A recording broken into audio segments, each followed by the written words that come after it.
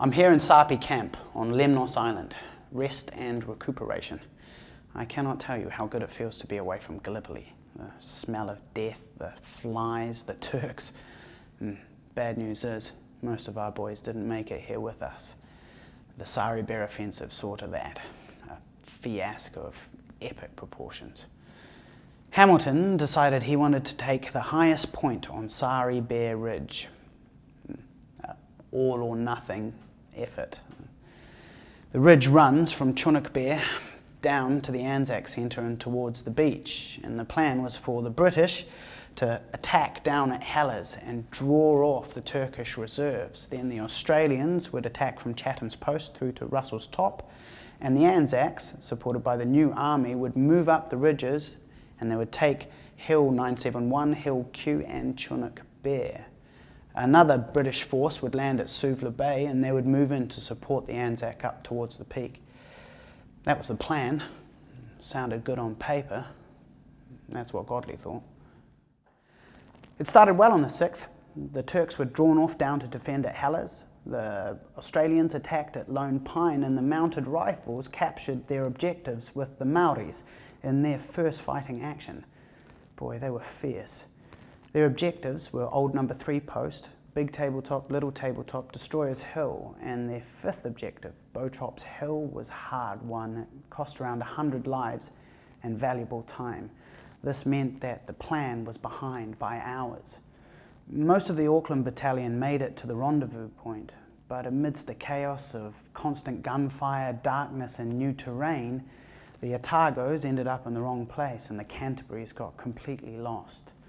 The infantry commander, Johnson, decided that he was going to delay the attack until everybody made it there, but by the time everybody was there, it was too late. The chance of a surprise attack was lost. It was broad daylight, and the Turks were ready for us. Good old Godley said, on we go. So, over we went. Auckland first, led by Major Grant. And we pushed up hard against a hail of machine gun fire, and we didn't get any further than the pinnacle before we were driven to ground. It was absolute murder sending us up there in broad daylight. 300 casualties. I was one of the lucky ones. I caught a bullet in my leg and I was ordered out of it. Boy, it was throbbing, but I was determined to make it back down to the beach less than a mile away. On my way, I came across a Maori fella whose thigh was in a pretty bad state. I added to his field dressing and together we both hobbled down through the scrub using our rifles as crutches. It was pretty dark and it took us quite a few hours to get down. As we moved, we saw lines of men who weren't as lucky as us. They were waiting there in rows, ready to be carted away and buried. Just piles of human wreckage. Later on, I heard about how the Wellingtons went up. Malone refused to send his men out to die in broad daylight. He just wouldn't do it and they couldn't make him. He said they would go up under the cover of night. And so when night fell, the ships bombarded Chunuk Bair and the Wellingtons went up. By then the Turks were pretty much all but gone and the Wellingtons took it easily.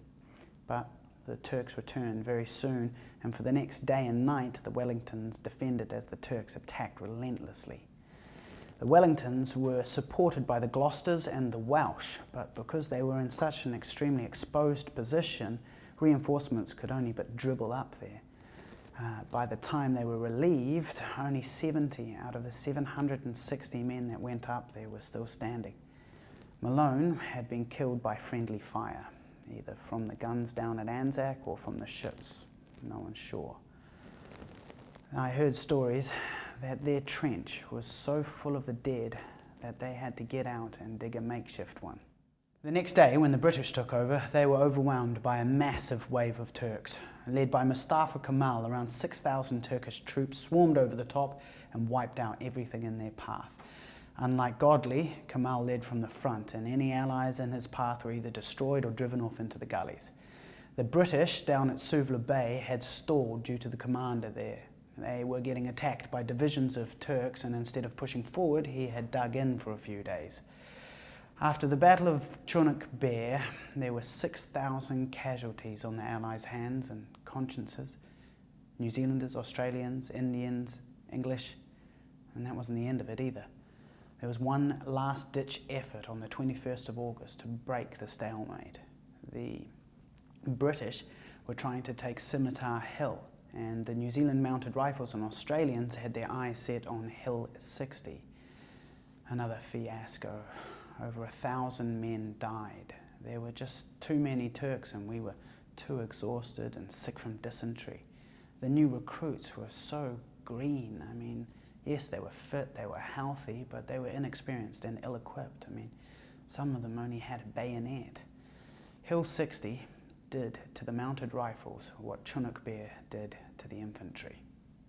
So, here we are, Lemnos Island. Instead of 18,000 ANZAC troops, 4,000 limped back into camp, a bedraggled bunch of hollow-cheeked, sunken-eyed survivors. So what now, Hamilton?